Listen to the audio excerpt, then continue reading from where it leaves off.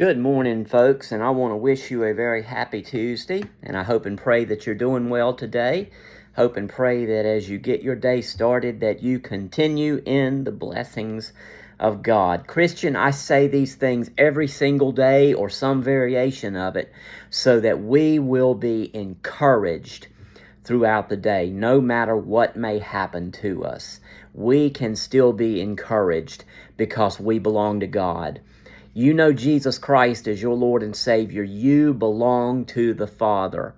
And even though the world will have its moments, even though things may come against you, you recall yesterday I was talking about the Israelite and the Amalekite army, whatever may come and battle against you, you have the ultimate defense. You have God.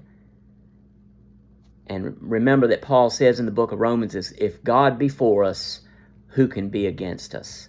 So take comfort in that today, Christian. Be encouraged in that today, and may that truth sustain you. I want to read to you today from the book of Matthew, chapter number 5, in the Beatitudes, part of the Sermon on the Mount. Well, actually, I'm sorry. I'm not going to be reading the Beatitudes that we find in the early part of in chapter 5. But I'm going to read a little bit further down from verse number 16, and then we will get into some context and make our application today. Jesus says these words, Matthew chapter 5 and verse number 16.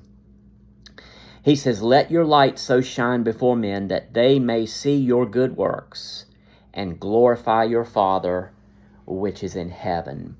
And the person that doesn't know Christ or doesn't understand would probably point to this verse and say, see, look, good works are necessary to get into heaven. Let me disavow anybody who may think that. This is not what Jesus is saying. He's talking about those good works that are the outgrowth of your Christianity. But let's look at what he says earlier in, I think verse number 13 is a good place to start. He reminds us, and when I say us, I'm talking about us as Christians, as believers, as followers of Christ. He says, "You are the salt of the earth. But if the salt have lost its savor, wherewith shall it be salted? It is thenceforth good for nothing but to be cast out and to be trodden under the foot of men." Verse 14, "You are the light of the world." Christian, Jesus is reminding us that we are the light of the world. You might remember I've said this many, many times before. We were not saved just so we can hang that plaque on our wall and show others, hey, look what I got. No, we were saved so we can be the light of God, the light of love in a world that so desperately needs it. Verse 14, "You are the light of the world. A city that is set on a hill cannot be hid. Neither do men light a candle and put it under a bushel, but on a candlestick, and it giveth light to all that are in the house." And then I repeat verse number 16, "Let your light so shine before men, so they may see your good works and glorify your Father which is in heaven." Christian, here's the application. We have the light of God's love. We are the light of God's love in this world.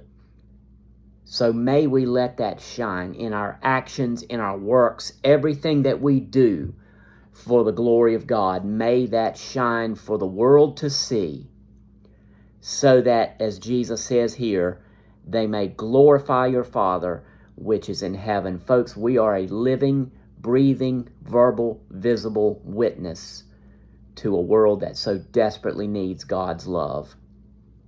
So let me encourage each and every one of us this day, let our light shine before this world, so that through our light, through the works of our Christianity, they may see the glory of God. They may glory in God, and they may come to know Jesus Christ as Lord and Savior, thereby adding to the light of the world.